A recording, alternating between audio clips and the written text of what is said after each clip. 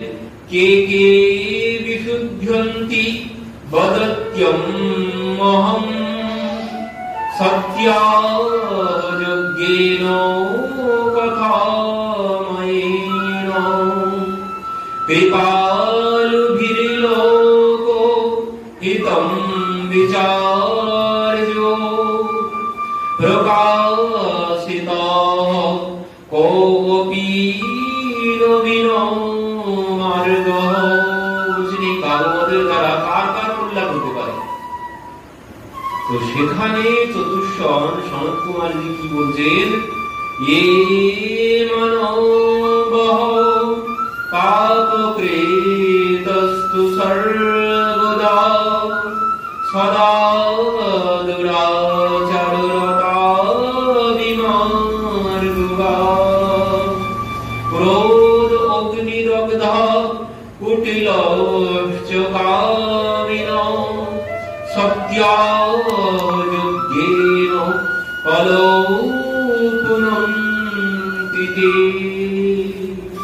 কি বলছেন, এ মানব পাপকৃতস্তু সর্বদা, যে মানুষ সর্বক্ষণ পাপ ছাড়া কোনো কিছু করে না, যে সর্বক্ষণ পাপ ছাড়া অন্য কোনো কিছু করে না। আর কি বলছেন, এ মানব পাপকৃতস্তু সর্বদা সদা দুরাচার রতা বিমার্গা, মানে সদা দুরাচার, সদা বিপথেই চলে, ঠিক পথে যিনি চলেন না। আর কি বলছেন, ক্রোধ অগ্নি দগ্ধা কুটিলশ্চ কামিনঃ, মানে কুটিল কামী খল ব্যক্তি, ক্রোধী ব্যক্তি সবার কল্যাণ হবে এই জগতে। সে যদি কুটিল ব্যক্তি, কামী ব্যক্তি, ক্রোধী ব্যক্তি, পাপী ব্যক্তি, যে সদা উল্টো পথেই চলে, সোজা পথে, সৎ পথে, অসৎ পথেই যিনি চলেন, যিনি সৎ পথে চলেন না, সেও যদি এই ভাগবত শ্রবণ করে তারও কল্যাণ হয়ে যাবে। তো বলছেন এই ব্যক্তিরা তো আসবে না শ্রবণ করতে, এমন ব্যক্তিরা তো ভাগবত শ্রবণ করতে আসবে না, তাদেরকে বসানো বড় মুশকিল। যারা বিপথে চলে তারা ঠিক পথে কোনোদিন চলতে চাইবে না। তো বলছেন এরা যদি না আসে, জীবিত অবস্থায় যদিও না আসে, মৃত্যুর পরেও যদি শ্রবণ করে তাও কল্যাণ হবে। এখন জীবিত অবস্থায় হয়তো শ্রবণ করলো না, কিন্তু এই পাপী ব্যক্তিরা তারা কিন্তু মৃত্যুর পরে শ্রবণ করবে, মৃত্যুর পরে তারা শ্রবণ করবে। কারণ এখন ভাবছে ওটাতেই সুখ, এখন ভাবছে পাপ কর্মের মধ্যেই সুখ, ভালো কর্মে তারা আসবে না। কিন্তু মৃত্যুর পর তখন তো তারা বুঝতে পারবে, তখন তো তারা বুঝতে পারবে যে কোথায় সুখ আর কোথায় দুঃখ, তখন শ্রবণ করবে। বলে তখন যদি তাদের উদ্দেশ্যে এই ভাগবতের ব্যবস্থা করা হয়, তাদেরকে শ্রবণের জন্য যদি এই ভাগবতের ব্যবস্থা করা হয়, তো তারা এই ভাগবতেই তারা উদ্ধার পেয়ে যাবে। জীবিত অবস্থায় নাও যদি শ্রবণ করে, আর এই সমস্ত ব্যক্তি মৃত্যুর পরে কি হবে, যে এরা মৃত্যুর পরে ভূত ছাড়া অন্য কোনো কিছু হবে না, এরা মৃত্যুর পরে ভূতই হবে। তো বলছেন তাও হোক, তাতে কোনো অসুবিধা নেই, মরে ভূত হয়ে গিয়েও যদি ভাগবত শ্রবণ করে তাতেও তার কল্যাণ হয়ে যাবে।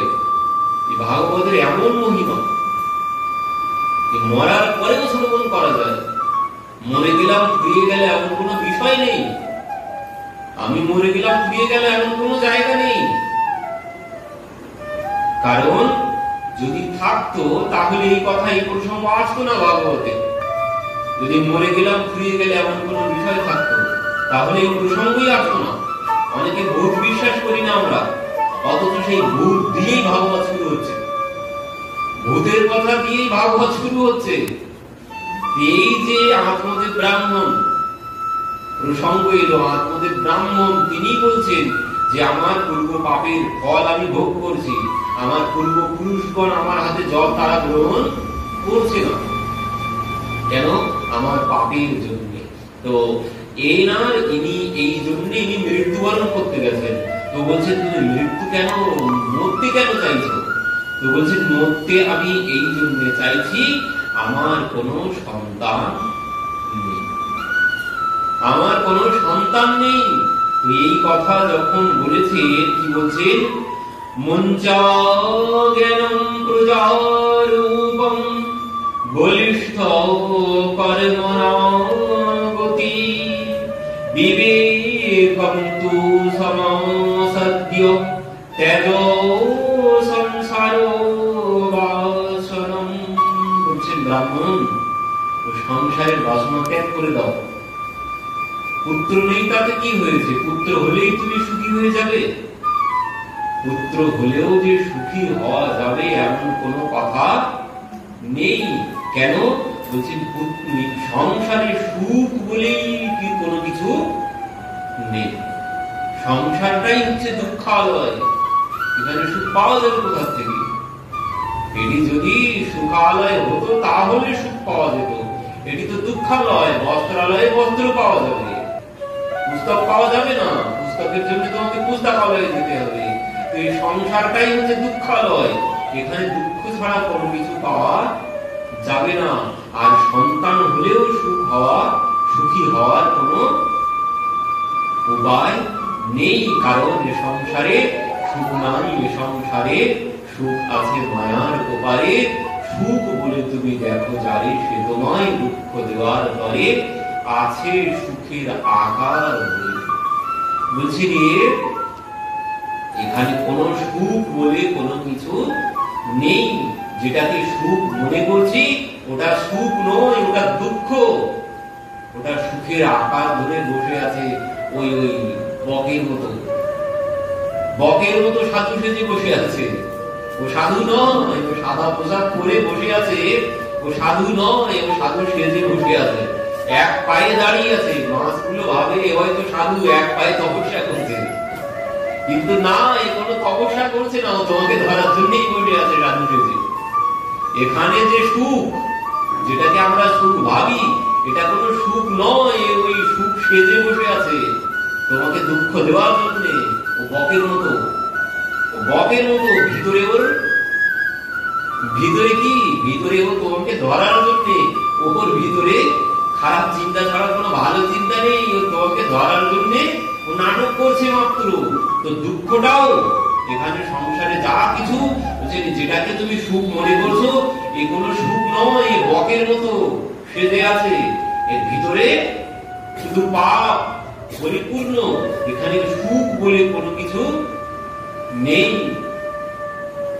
তুমি পুত্রের আশা ত্যাগ করো।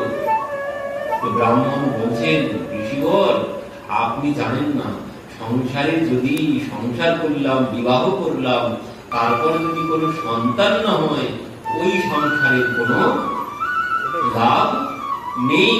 সংসারের সুখ তো তখনই হবে যখন সংসারে সন্তান আসবে, তখনই তো সংসারের সুখ আসবে। না ব্রাহ্মণ দেবতা, সন্তান হলেই সুখী হওয়া যায় না। বলছেন সন্তানই তো উদ্ধার করবে পিতামাতাকে। শ্রাদ্ধ করে পিতামাতাকে সন্তানই পুত নামক কর্ম থেকে উদ্ধার করবে। ঋষিবর বলছেন না, সন্তান উদ্ধার করে না। সব সন্তান তার পিতাকে উদ্ধার করে না। কারণ সন্তান অনেক প্রকারের আছে, সন্তান অনেক রকমের হয়। এখনকার যা সন্তান, মাতাল সন্তান সব, ওই সন্তানে কোনো লাভ হবে না। আর ওই সন্তান হয়তো সবাই ভাবে শেষের দিনে সন্তান দেখবে, শেষের দিনেও সন্তান দেখে না। সন্তান কি করে জানো? কি করে? বলছেন তুমি ভাবছো যে তোমার সন্তান দেখবে, তারা কি করবে জানো? তুমি যখন বৃদ্ধ হয়ে যাবে, তুমি যখন অসুস্থ হবে, তোমাকে ডাক্তারের কাছে নিয়ে যাবে। এবার কি হবে? ডাক্তার যখন বলে দেবে তোমার নার্সিং হোমে খরচ হচ্ছে, দেখা গেল 50,000 60,000 টাকা দিনে খরচ হয়ে যাচ্ছে তোমার পেছনে। এবার ডাক্তার যখন বলবে আপনার পিতা বেশি দিন থাকবে না, হয়তো আর 1 সপ্তাহ কি 10 দিন, 1 সপ্তাহ কি 10 দিন থাকবে, তার বেশি আর থাকবে না। তখন তারা সবাই মিলে যুক্তি করবে। কি যুক্তি করবে? পিতাকে আর তাহলে এখানে রেখে কি করব? যে কয়েকদিন আছে আমরা একটু সেবা করব, বাড়িতে নিয়ে যাই, বাড়িতে নিয়ে গিয়ে পিতার সেবা করব। না, বাড়িতে নিয়ে গিয়ে সেবা করার জন্য তোমাকে বাড়িতে নিয়ে আসবে না, সেবা করার জন্য তোমাকে বাড়িতে নিয়ে যাবে না। তারা কি জন্য তোমাকে বাড়িতে নিয়ে যাবে? ওই যে দিনে 50-60 হাজার টাকা খরচ হচ্ছে, এই জন্য ও সেবাটা অজুহাত। সেবার অজুহাত দেখিয়ে তো যখন ডাক্তার বলেই দিয়েছে মাত্র আর 8-10 দিন, 1 সপ্তাহ থাকবে, তো কি জন্য এই কদিন টাকা নষ্ট করবো? কি জন্য টাকা নষ্ট করতে যাবো? ওই সেবার অজুহাত দেখিয়ে তোমাকে বাড়িতে এনে ফেলে রাখবে। সেবা আর কেউ তোমাকে করবে না। ওই কোন রকমে তোমাকে ওখানে 7-8 দিন কাটাতে হবে। তারপর যখন তুমি মৃত্যুবরণ করবে, তারপর কি ভাবছো তোমার জন্য সবাই কান্নাকাটি করবে? না, ওই কিছুক্ষণ 2-10 মিনিট কাঁদবে। তারপর কি করবে জানো? তারপর তোমাকে ওই তুমি যে সুন্দর বাড়ি বানিয়েছিলে, সুন্দর পালঙ্ক বানিয়েছিলে, যেখানে তুমি ঘুমাতে, ওইখানে আর তোমাকে রাখবে না। তোমাকে ওখান থেকে যাকে তুমি সব থেকে বেশি ভালোবাসতে, घर की नार अधिक ही जासु सर्ग रहत सदा लागी, বলছেন প্রেত প্রেত কহি সব ভাগী। বলছেন ভূত বলে সবাই পালিয়ে যাবে, বাইরে বার করো, ভয় লাগছে। বেশিক্ষণ তোমাকে সহ্য করতে পারবে না। ভূত ভূত বলে ভয় পাবে তারা, তোমাকেই তারা ভূত বলবে, বলে তোমাকে ঘরের বাইরে বার করে দেবে। তাও কি করবে? ওই ছেঁড়া মাদুরটা দেবে, আর কিছু দেবে না। পালঙ্কটাও আর বাইরে বার করবে না। ছেঁড়া ছেঁড়া যেগুলো বাপ দেওয়া আছে, ওইগুলো তোমাকে কেটে শুইয়ে দেবে। তারপর কি করবে? তারপর এবার আত্মীয় বন্ধু বান্ধব তাদেরকে খবর দেবে, দিয়ে এবার সবাই মিলে সৎকারের ব্যবস্থা করবে। তাড়াতাড়ি কোথায় কাঠ আছে, কোথায় কি আছে, সবে এমন ভাবে জোগাড় যন্ত্র করবে, আর কেউ বলবে না বাবা এতদিন ছিল, আর একটা দিন থাক, আর 1-2 দিন বাবা থেকে যা, কেউ আর বলবে না। এমন ভাবে তোমার সৎকারের ব্যবস্থা করবে যেন তার খুব দরকারি কাজ আছে। এমন ভাবে তোমার জন্য সমস্ত ব্যবস্থা করবে, মানে যত তাড়াতাড়ি করে করা যায়। তারপর কি করবে? তোমাকে খাটিয়ায় তুলবে, খাটিয়ায় তুলে 4 জনা মিলে তোমাকে কাঁধে করবে। তুমি মনে করছো কাঁধে করে তোমাকে শ্মশান পর্যন্ত নিয়ে যাবে? তাও নিয়ে যাবে না। ওই সদর রাস্তায় গাড়ি দাঁড়িয়ে আছে, ওই গাড়িতেই তোমাকে তুলে দিয়ে যাবে। ওই গাড়ি পর্যন্ত তোমাকে কাঁধে করে নিয়ে যাবে। তারপরে আর তোমাকে কেউ কাঁধে করবে না। এবার তোমাকে ওই গাড়িতেই যেতে হবে। তারপর কি করবে? তারপর শ্মশানে নিয়ে গিয়ে তোমাকে ওই কাঠের চিতা সাজাবে। চিতা সাজিয়ে তোমার বুকের উপরে আবার বড় বড় কাঠ, সেই মোটা মোটা গুলো তোমার বুকের উপরে সব চাপিয়ে দিবে। আর তোমাকে, তুমি যাকে সব থেকে বেশি ভালোবাসতে, সেই ছেলে এসে তোমার মুখে আগুন জ্বালিয়ে দিবে। তারপর কি করবে? তারপর সবাই দূরে গিয়ে দাঁড়িয়ে থাকবে। তারপর সবাই দূরে গিয়ে দাঁড়িয়ে থাকবে। আর ভাগবত কি বলছে? ভাগবত কি বললেন? ধনানি ভূমম পশুবস্তু গোষ্ঠে বার্যা গৃহদ্বারি অনশ্মশানে দেহস্থিতায়াম পরমম স্বগচ্ছতি। বলছেন ধন দৌলত সব তোমার ওখানেই পড়ে থাকবে, কেউ সাথে গেল না। আর বলছেন ওই পত্নী, পত্নী তো ওই গাড়িতে তুলে দেওয়া পর্যন্ত, তারপরে আর পত্নীও যাবে না।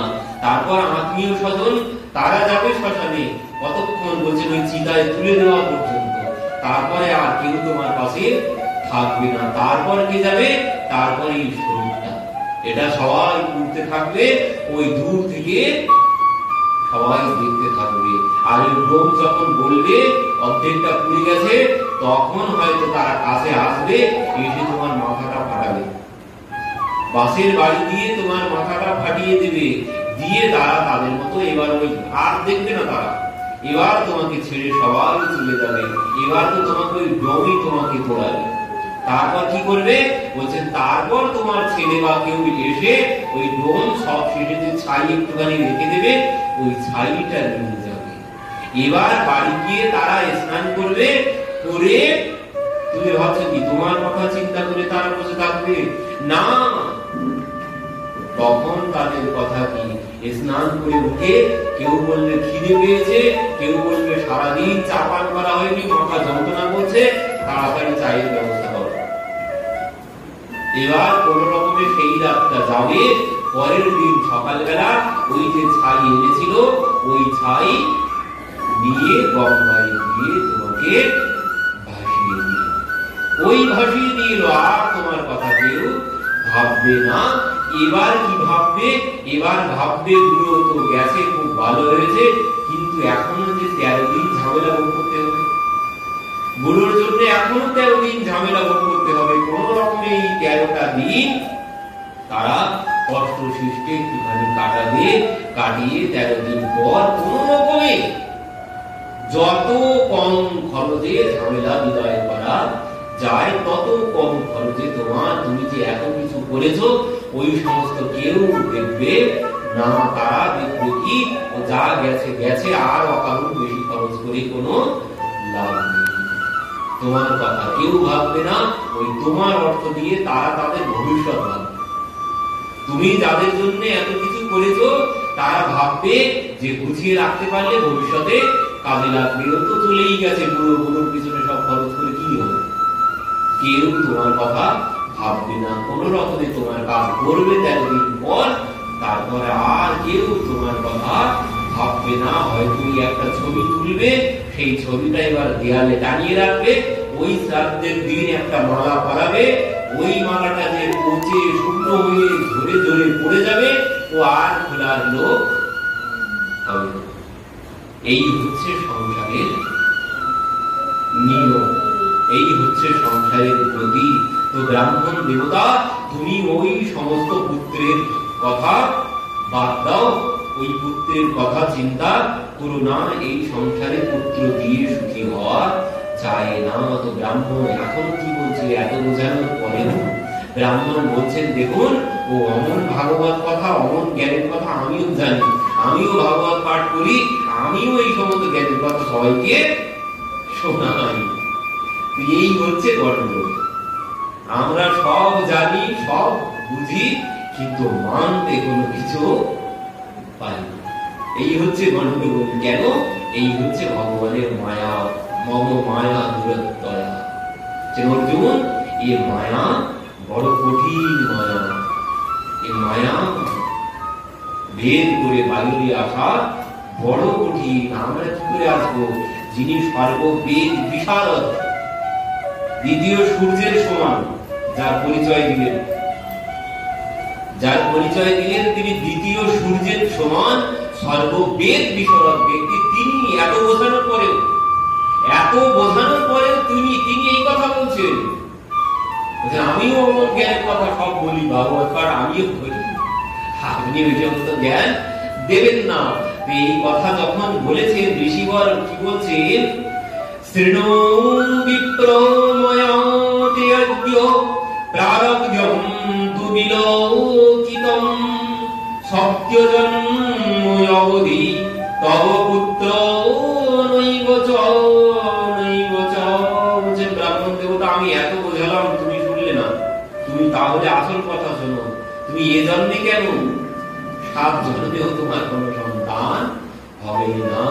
এই কথা যেই বলেছে, ব্রাহ্মণের চরণ তলে মাথা ঢুকতে শুরু করেছে। বলছে, আমি এক্ষুনি এখানে আপনার সম্মুখে মাথা ঢুকে প্রাণ ত্যাগ করব, আর আপনার ব্রহ্ম হত্যার পাপ লাগবে। ঋষিবর বলছেন, হায় হায় হায়, বিনা কারণে ব্রহ্ম হত্যা, আমি কি জন্য বলতে গেলাম? এখন তো নিজের কলে নিজেই পড়ে গেছে, মানে নিজের কথায় নিজেই ফেসে গিয়েছি। এখন কি হবে? তখন সেই ঋষিবর কি করলেন?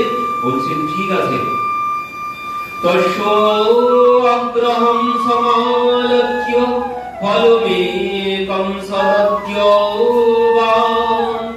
ইদং ভক্ষয় পত্নত্যং তৎপুত্র ভবিষ্যতি।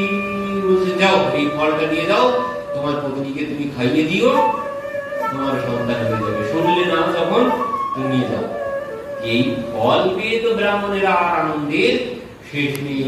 আমাদের ব্রাহ্মণ তো ছুটতে ছুটতে আসতে শুরু করেছে। 1 মাইল দূরের থেকে ধুন্দুলি ধুন্দুলি বাইরে আয়, ধুন্দুলি বাইরে আয়, তোর জন্য কি এনেছি দেখ, ধুন্দুলি বাইরে আয়, বাইরে আয়, কোথায় আছিস? এই দেখ বাইরে আয়, তোর জন্য কি এনেছি। ধুন্দুলি শুনে তো এবার বাইরে, ঘর থেকে বাইরে এসেছে। ধুন্দুলির সম্মুখে কি হচ্ছে? এটা ধুন্দুলি তোর জন্য কি এনেছি, ওই কি এনেছো স্কুল থেকে ওই ফল বার করেছে, ওরে এই নিয়ে শিক্ষিত হওয়ার তোর জন্য কি এনেছি দেখ। এবার যে ফল হাতে দিতে গেছে ধুন্দুলি বলছে মুখ পোড়া, এই জন্য গলা ফাটিয়ে চিৎকার করছিলে, আমি ভাবলাম হয়তো সোনার হারটার কোনো কিছু এনেছো, পূজায় এসে গেছে, এই ফলের জন্য এত চিৎকার। যে ওরে ধুন্দুলি যেমন তেমন ফল না, এবার ঋষির দেওয়া ফল, এই ফল যদি তুই খাস তাহলে আমাদের ঘরে সন্তান আসবে। তাই নাকি আমাদের ঘরে সন্তান আসবে? যে হ্যাঁ এই ঋষি দিয়েছে, তুই এই ফলটা তাড়াতাড়ি খেয়ে নে। তো বলছে ঠিক আছে, ঋষির দেওয়া ফল, তো এক কাজ করো, আমি ঋষির দেওয়া ফল খেলে সন্তান আসবে বলছো, তো এইভাবে কেন খাবো? একটুখানি পবিত্র হয়ে স্নান করে তারপরে খাবো। তো ব্রাহ্মণ বলছে হ্যাঁ ঠিক বলেছিস, তুই স্নান করে পবিত্র হয়ে তারপর খেয়ে। তো এবার ফলটা দিয়েছে ওনার হাতে, দিয়ে এবার আমাদের ব্রাহ্মণ বলছে তাহলে তুই কিন্তু খেয়ে নিস, আমি চললাম। বলে আমাদের ব্রাহ্মণ কি করেছে, আমাদের ব্রাহ্মণ এবার ছুটতে ছুটতে পাড়ায় বেরিয়ে পড়েছে। এবার পাড়ায় বেরিয়ে তিনি সবাইকে বলতে শুরু করেছেন। কি বলছেন? বলছেন তোমরা তো আমার বাড়িতে যেতে না, তোমরা আমার বাড়িতে যেতে না, এনার এত দুর্ভাগ্য, ওই যে কোনো সন্তান নেই বলে কেউ এনার বাড়িতে আসবে না। ওই যে সন্তান না হলে যা বলে তাই বলে সবাই, এনার বাড়িতে কেউ আসে না, কেউ পালায় না এনার ভিটায়। কোন দেব দেবীর পূজা করলে কেউ প্রসাদ দিতেও আসে না এনার বাড়িতে। এমন অবস্থা, গাভী আছে একটা, তার কোনো সন্তান হচ্ছে না, এমন অবস্থা এনার বাড়িতে কেউ আসে না। এবার কি করেছে, এই খুশিতে এবার বলছে তোমরা তো আমার বাড়িতে যেতে না, কিন্তু আমার কিছুদিন পর সন্তান হবে, তোমরা আমার ছেলে জন্মদিনের দিন তোমরা সবাই এক বছর আগে থেকে নিমন্ত্রণ করতে শুরু করেছে। কেউ তার বাড়িতে যায় না, এই জন্য 10 মাস আগে থেকে সে নিমন্ত্রণ করতে শুরু করে দিয়েছে সমস্ত পাড়া। এদিকে কি হয়েছে, ধুন্দুলি তো আমাদের ব্রাহ্মণ চলে গেছে। এবার চলে যাওয়ার পর ধুন্দুলির মন পরিবর্তন হয়েছে। কারণ কি হয়, সঙ্গ দোষে মন পরিবর্তন হয়। আমি যেমন ব্যক্তির সঙ্গ করবো আমার চিন্তা ভাবনা ঠিক তেমন হবে। আমি যদি অসৎ সঙ্গ করি আমার মনের মধ্যে অসৎ চিন্তা ভাবনা জাগবে, আমি যদি সৎ সঙ্গ করি তো আমার মনে সৎ চিন্তা ভাবনা জাগবে। তো ইনি যতক্ষণ প্রতিদেবতা ছিল, প্রতিদেবতা সব ব্যক্তি, তিনি সর্ববেদ বিশারদ জ্ঞানী ব্যক্তি, পণ্ডিত ব্যক্তি, তো তার তিনি যতক্ষণ কাছে ছিল ততক্ষণ সব চিন্তা ভাবনাই ছিল। কিন্তু যেই সে চলে গেছে অন্ধকার এসে চেপে ধরেছে, অসৎ চিন্তা এসে চেপে ধরেছে। এবার যেই অসৎ চিন্তা চেপে ধরেছে সে ভাবছে হায় হায় ঋষির দেওয়া ফল, এ তো যেমন তেমন ফল না, আর এই ফল যদি আমি খাই আমার গর্ভে যদি সন্তান আসে তাহলে আমি শুনেছি এ তো যেমন তেমন ফল। সুখদেবজি মায়ের বয়সে 14 বছর ছিল, অমন যদি আমার ক্ষেত্রেও হয়ে যায়, 10 মাস 10 দিন যন্ত্রণা সহ্য করা যায় না, তারপরে যদি অমন 14 বছর বসে থাকে গর্ভের মধ্যে সন্তান, তখন কি হবে? কারণ যে কোনো একটা কিছু হওয়া সম্ভব, তো ঋষির দেওয়া ফল যা কিছু হতে পারে। যদি এমন কিছু হয়ে যায় তখন কি হবে? আশপাশে সবাইকে বলছে এখন কি করি বলতো, এমন যদি 14 বছর সন্তান আমার গর্ভে বসে থাকে, তারপর যদি তার মধ্যে আমার ঘরে আগুন লাগে, আমি পালাবো কি করে? গর্ভবতী স্ত্রী পালাতে পারে না। ঘরে যদি চোর ডাকাত পড়ে আমি পালাবো কি করে? তারপরে তো শুনেছি সন্তান জন্ম দিতে তো অনেকে মৃত্যুবরণও করে থাকে, অনেকে মারাও যায়। আমি এখন কি করি? এবার আশপাশে যাদের সঙ্গে বলেছে তারা বলছে ওই সর্বনাশ, তোর মাথায় আগে থেকে এত চিন্তা ভাবনা এসে গেছে, ও আমরা জানি না, তুই যা পারিস তাই কর, আমরা চললাম বলে তারা চলে গেছে। এই কি করেছে, এর বোনের কাছে গেছে, বলতো বোন কি করি এই ঘটনা। বোন বলছে তোর ওসব খেতে হবে না, আমি গর্ভবতী, আমার সন্তানটা আমি তোকে দিয়ে দেবো। তো ফলটা কি করবো? বলছে ফলটা তোদের তো গাভীরও সন্তান হয় না, তো গাভীকে খাইয়ে দিবি, যদি সন্তান হয় তো ওখানে গাভীর সন্তান হবে। এই কথা শুনে বলছে বাহ তুই খুব ভালো বুদ্ধি দিয়েছিস। বাড়িতে এসে ফলটা গাভীকে খাইয়ে দিয়েছে, আর সে নাটক করতে শুরু করেছে গর্ভবতী হওয়ার, পেটে বালিশ টালিশ বেঁধে নাটক করছে। এবার কিছুদিন পর বোনের সন্তান হলো, সন্তানকে বাড়িতে নিয়ে এলো, ব্রাহ্মণকে বললো আমার সন্তান হয়েছে। ব্রাহ্মণ বলছে কই দেখি দাও, আমি পানি পুঁতি বার করে সন্তানের নাম রাখি, আমার সন্তান আমি এত কষ্ট করেছি, তুমি কি নাম রাখবে? আমার সন্তানের নাম আমি রাখবো। তো নাম রাখলো কি? ধুন্ধুকালী। আমার নাম ধুন্ধুলি, আমার ছেলের নাম হবে ধুন্ধুকালী। আমার নামের সাথে নাম মিলিয়ে রেখে দিলাম। তো এবার যেমন নাম তেমন কাম। এর পরবর্তীতে কি হয়েছে, তার 3 মাস পরে ওই যে গাভীকে ফলটা খাইয়ে দেওয়া হয়েছিল, সেই গাভী পরবর্তী 3 মাস পরে সেই গাভীর ত্রিমাসে নির্গতে চাপ সাধেনু সুসুভে পরবকম, যে সর্বাঙ্গ সুন্দরম দিব্যম নির্মল কনকপ্রভম, স্বর্ণের জ্যোতি সম্পন্ন সেই গোমাতা একটি পুত্রের জন্ম দিয়েছে। মানুষের সন্তান, পুত্রের মানব শিশুর জন্ম দিয়েছে গোমাতা, কিন্তু তার কর্ণ দুইটি গোকর্ণের মতো। তাই আমাদের ব্রাহ্মণ তার নাম রাখলো গোকর্ণ। তো এবার কি হলো, দুইজনেই একসাথে পড়াশোনা করছে, কিন্তু একই প্রাইভেটে, একই জায়গায়, একই গুরুকুলে দুইজন পড়াশোনা করছে, কিন্তু দুইজন দুই রকম হয়ে গেছে। বীজের প্রভাব হবে এক সমান, যতই একসাথে বড় হোক না কেন সমান কোনদিন হবে না। দুইজন দুই রকম হয়ে গেছে। কি হয়েছে বলছে, কিয়ৎ কালেন তৌ জাতৌ তর্ণৌ তনয়বতৌ গোকর্ণ পণ্ডিত জ্ঞানী ধুন্ধুকালী মহাফলা। গোকর্ণ পণ্ডিত হয়ে গেল আর এই মহাফল তৈরি হলো। একসাথে পড়াশোনা করেছে, কিন্তু দুইজন দুরকম হয়ে গেছে। আমাদের রাঠিতে আমি হয়, আমরা রাঠিতে আমরাই হয়। দুটো একসঙ্গে দিলে কোনোদিন আম হবে না, বা দুটো আমরা হয়ে যাবে না। তো পরবর্তীতে কি হলো, এবার ব্রাহ্মণ আর একদিন কি করছেন, আবার মাথায় হাত দিয়ে বলছেন।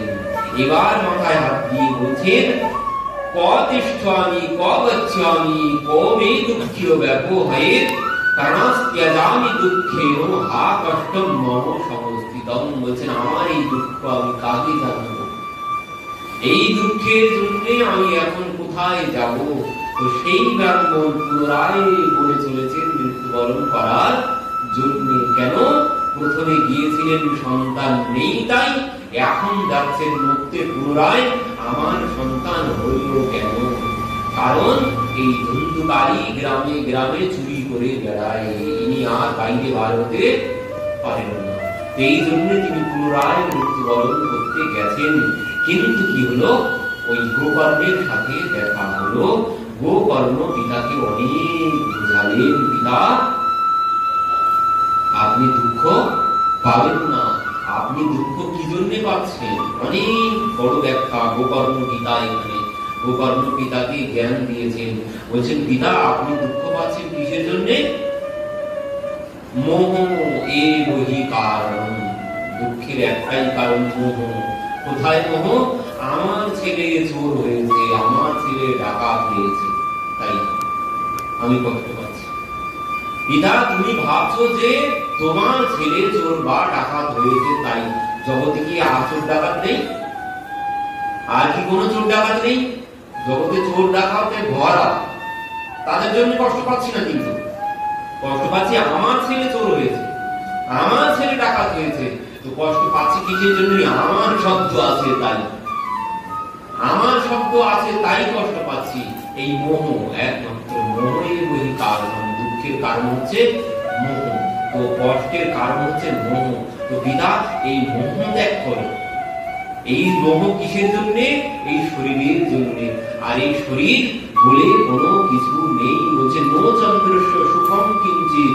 বলছেন এখানে কেউ সুখী নেই এই জগতে। কি বলছে? নো চন্দ্রস্য সুখম কিঞ্চিৎ নো সুখম চক্রবর্তী ন সুখমস্তি ব্যক্তস্য মুনির একান্ত জীবিনঃ। যে পিতা যিনি সব কিছু ছেড়েছেন সেই একমাত্র সুখী আছেন, আর জগতে কেউ সুখে নেই। বলছেন কি, कोई तन दुखी कोई मन दुखी कोई धन बिनु रहत उदास थोड़े थोड़े सब दुखी सुखी राम के दास। যিনি ভগবানের দাস হয়েছেন তিনি একমাত্র জগতে সুখে আছেন, আর কেউ এই জগতে সুখে নাই। পিতা সব ত্যাগ করুন। কি বোঝাচ্ছেন? দেহে অস্তি মাংসোরুধিরে ভীমতিম তেজোত্যম জায়া সুতাদিষু সদা মমতাং বিমঞ্চ পশ্বানিশং জগদিদং সর্বঙ্গনিষ্ঠং বৈরাগ্যরাগরসিক বহুভক্তিনিষ্ঠ ধর্মং ভজস্ব সতত ত্যাজ লোকধর্মং সেবস্ব সাধুপুরুষোর্যহি কাতৃষ্ণং অন্যস্য দোষগুণচিন্ত্যন্মাসু মুক্ত্যায় সেবা কথারসমহোনিতরাং বিগত্যং। অনেক কথা বুঝিয়েছেন, সব থেকে যেটি গুরুত্বপূর্ণ কথা কি বলছেন, দেহে অস্তি মাংস বুঝিয়ে পিতা, এই দেহে প্রতি যে মায়া, কোনো কিছু নেই, রক্ত মাংস অস্থি ছাড়া কোনো কিছু নেই এই শরীরে। আর কি বলছেন, ওই লোক ধর্ম ও সব ধর্ম ত্যাগ করো, ভগবান যে কথা বলেছেন গীতা অর্জুনকে, সেই কথাই ওখানে গোকর্ণ পিতাকে বোঝাচ্ছেন।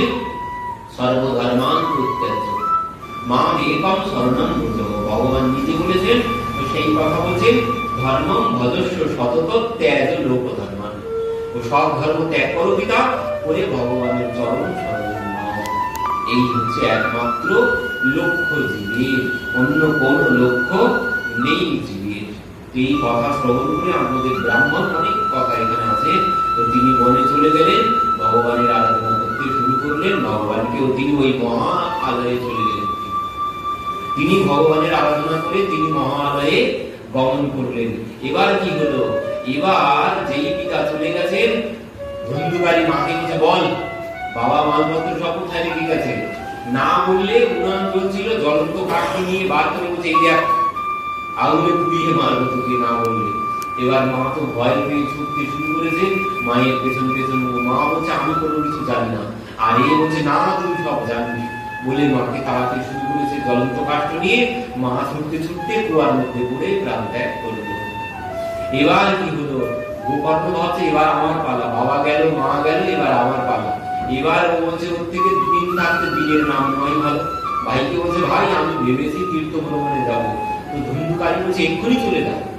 তো সঙ্গে সঙ্গে সেদিনই গোকর্ণ চলে গেল। এ কি করলো, পরের দিনই 4-5 জন বেশ্যাকে বাড়িতে নিয়ে এলো। এবার চুরি ডাকাতি করে এনে এদের ভরণ পোষণ করে। একদিন ওই গ্রামের জমিদারের বাড়িতে চুরি করেছে, অনেক কিছু ধর্ম সম্পদ সোনা দানা গয়নাগাটি এনেছে, 5 জন বেশ্যাকে দিয়েছে। তারা বলছে এত কিছু কোথাও থেকে এনেছো? তো বলছে ধরে চুপ কর, আর জমিদার বাড়ি থেকে চুরি করেছি। তারা ভাবছে এ তো মরবে, জমিদার বাড়িতে চুরি করেছে মানে এও মরবে, আর এর সাথে আমরাও মরবো। তো এরা কি করেছে, এরা 5 জনে একসাথে যুক্তি করে ওই যখন ঘুমিয়ে পড়েছে তখন একে কি করেছে, খাটিয়ার সাথে ভালো করে মোটা দড়ি দিয়ে বেঁধেছে। বেঁধে এবার কি করেছে, ওই জ্বলন্ত কাঠ এর মুখে গুঁজে গুঁজে দিয়ে জ্বলন্ত কাঠ দিয়ে একে পুড়িয়ে মেরেছে জীবিত অবস্থায়। মেরে কি করেছে, ওই ঘরের মধ্যেই গর্ত করে সেখানেই পুঁতে দিয়েছে। দিয়ে উপরটা সুন্দর করে আবার বড় মাটি দিয়ে সমান করে দিয়েছে, যাতে কেউ আর না বুঝতে পারে। পরের দিন সকালবেলা ওই জামাপত্র এনেছিল সব ভাগ বাটা করে এরা 5 জন বেরিয়ে পড়ছে। পাড়ার লোকজন জিজ্ঞাসা করছে কোথায় যাচ্ছ? তো বলছেন আমার পতিরা, আমার পতি ওই বিদেশে গেছে কাজকর্ম করতে, তো অনেকদিন পরে ফিরে আসবে। তো আমরা ভাবলাম আমরাও বাবার বাড়িতে ঘুরে আসি, তো এই জন্য বাবার বাড়িতে যাবো, পতি যাচ্ছি, পতি এলে ফিরে আসবো। তো এই বলে তারাও চলে গেল। এবার কি হলো, একদিন গোকর্ণ শুনতে পেয়েছে, জানতে পেরে বাড়ির উদ্দেশ্যে গয়ায় পিণ্ড দিয়েছে, দিয়ে বাড়িতে এসেছে। বাড়িতে এসে এবার যেই বিশ্রাম দিচ্ছেন রাত্রিতে, ঘরের বাইরে তো কুটিয়ার বাইরে ভীষণ ভয়ঙ্কর ভয়ঙ্কর শব্দ হচ্ছে। ঘুম ভেঙে গেছে, বাইরে এসেছেন, এসে দেখছেন কই কোনো কিছু তো নেই। কখনো কুকুরের ডাক, কখনো শিয়ালের ডাক, কখনো বিড়ালের ডাক, অথচ কোনো কিছু দেখা যাচ্ছে না। তখন কমলপুরের জল নিয়ে ছিটিয়ে দিয়েছেন। তখন যেই জল ছিটিয়ে দিয়েছেন সঙ্গে সঙ্গে বলে উঠেছেন অহম ভ্রাতাদিয়স্মি ধুন্ধুকারিতি নামতঃ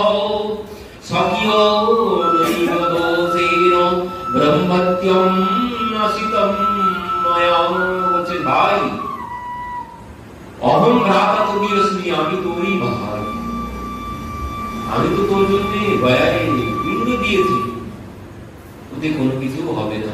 তুই যদি শতবারও আমার জন্য গয়ায় পিণ্ড দিস তাও আমার কোনো কল্যাণ হবে না। কেন? বলছেন ওই স্বকীয় নৈব দোষী, আমার নিজের কর্মফলের জন্য আমি ব্রহ্মোত্তম নাসিকম মায়া, আমার ব্রহ্মত্ব আমি নষ্ট করে ফেলেছি। ব্রাহ্মণ বংশে জন্ম হয়েছিল কিন্তু আমি ব্রাহ্মণত্বের কোনো কর্ম করিনি, তো আমি ব্রাহ্মণত্ব নষ্ট করে ফেলেছি আমার দোষেই। এখন আমার জন্য শতবার পিণ্ড দিলেও কোনো কিছু হবে না, দয়া শ্রাদ্ধ করলেও আমার কোনো কিছু হবে না। তো ভাই আমি খুব কষ্টে আছি, আমি খুব কষ্টে আছি, তুমি আমার জন্য কিছু একটা ব্যবস্থা করো, এই প্রেত জড়িতে যন্ত্রণা আমি ভোগ করতে আর পারছি না। তো ভাই কি করলেন? এবার চিন্তায় পড়ে গেছেন, কি করি। তো সূর্য দেবীর আরাধনা করতে শুরু করলেন।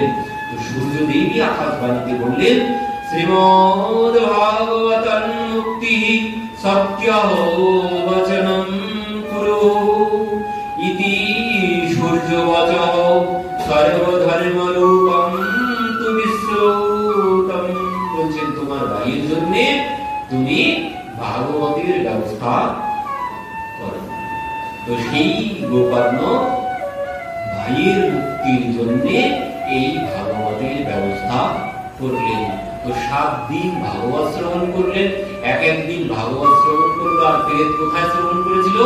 সেই 7টি গাঁট যুক্ত একটা বাঁশের উপরে বসে বসে সে ভাগবত কথা শ্রবণ করেছে। কত কষ্ট করে শ্রবণ করেছে ভাগবত কথা, সে অনেক কষ্ট করে শ্রবণ করেছে। আমরা তো ভালো জায়গায় বসে শ্রবণ করতে পারি না, সে বাঁশের উপরে বসে বসে শ্রবণ করেছে। মরে গেলাম ফুরিয়ে গেল বলে হবে? সে মৃত্যুর পরে ভাগবত শ্রবণ করেছে, করে সে 7 দিনে 7টা গাঁট ফেটে গেল। আর যেই কি ফেটে গেল, দিব্য রূপ ধরো ইয়াত তুলসী দলমণ্ডিতঃ পিতবাস ঘনশ্যাম মুকুটি কুণ্ডলান্বিতঃ। কি বললেন? দিব্য রূপ ধরো ইয়াত তুলসী দলমণ্ডিতঃ, দিব্য রূপ ধারণ করেছেন তুলসী পত্রের মালা পরিহিত, ভগবানের মতোই পীত বসন পরিহিত হয়ে তিনি আবির্ভূত হয়েছেন সেই শ্রোতার মাঝখানে। এমন সময় কি হলো, ভগবানের ধাম থেকে রথ চলে এলো। আর সেই রথে যেমন সেই অজামিলকে নিতে ভগবানের পার্শ্বদরা এসেছিল, তো এখন রথ নিয়ে ভগবানের পার্শ্বদরা এসেছে, এনাকে নিয়ে পাশে বসিয়ে তারা ভগবানের ধামে চলে গেলেন। তো এই দেখে সবাই সেখানে বলে উঠলেন, কি বলছেন? ধন্য ভগবতী বার্তা প্রেত পীড়া বিনাশিনী সত্যাপি তথা ধন্য কৃষ্ণ লোক ফলপ্রদ। ভাগবত মহাপুরাণ কি জয়, বাকে বিহারী লাল কি জয়। এই হচ্ছে ভাগবতের মাহাত্ম্য। মরার পরে ভাগবত শ্রবণ করে সে দিব্য মানে ভগবানের স্বরূপ, ভগবানের মতো রূপ পেয়ে গেছে মরার পরে ভাগবত শ্রবণ করে। তো মরার পরেও ভাগবত শ্রবণ করা যায়। জীবিত অবস্থায় যদি সময় না হয়, তো যাদের সময় হচ্ছে না জীবিত অবস্থায়, তো তাদের সময় মরার পরেই হবে, তাদের সময় মরার পরেই হবে। আর যতদিন না সময় হচ্ছে ততদিন ওই পুনরূপী জন্মনম পুনরূপী মরণম পুনরূপী জননী জঠরে শয়নম, ততদিন ওই মহালয়ে যাওয়া হচ্ছে। মরে গেলাম মানে কি বলে, মরে গেলাম পুড়িয়ে গেল, আমাকে তো পুড়িয়ে দেবে, তাহলে আবার কে এইসব ভোগ করবে? না, পুড়িয়ে দিবে না, পুড়িয়ে হয়তো এই শরীরটা পুড়ে যাবে। এই শরীরটাই শুধু শরীর নয়, আরো একটি শরীর আছে, এই শরীরের ভিতরে আরো একটি শরীর আছে, সেই শরীর পুড়ে ছাই হবে না। এই শরীরটা যন্ত্রণা ভোগ করে, এই শরীরটা যন্ত্রণা কতক্ষণ ভোগ করে? এই শরীরটাকে যদি তেলের কড়ায় ভাজা হয় কতক্ষণ ভাজবে, কতক্ষণ যন্ত্রণা ভোগ করবে? 2-10 মিনিট, তার বেশি যন্ত্রণা ভোগ করবে না। জলের তলায় ডুবিয়ে রাখলে 2 মিনিট, 1 মিনিট 2 মিনিটে রাম নাম সত্য হয়ে যাবে, আর যন্ত্রণা নেই। এই শরীরে আর যন্ত্রণা নেই, কিন্তু এর ভিতরে আর একটা শরীর আছে, সে শরীরের যন্ত্রণা কোনো শেষ নেই। সে শরীর যেমন কর্ম করবে তেমন জায়গায় গিয়ে শরীরে গিয়ে সুখ ভোগ করবে, না হলে নরকে গিয়ে যন্ত্রণা ভোগ করবে, না হলে ওই মহা আলয়ে সেই সূক্ষ্ম শরীর গমন করবে। যে শরীরটা আমার সাথে সাথেই আছে, সে শরীরটা কোনটি? সে শরীরটি হচ্ছে ওই যে স্বপ্ন দেখি আমরা। স্বপ্ন যে দেখি, স্বপ্নটা কে দেখে? এই শরীরটা তো ঘুমিয়ে থাকে। এই শরীরটা ঘুমিয়ে থাকে, স্বপ্নটা কে দেখে? 10 মিনিট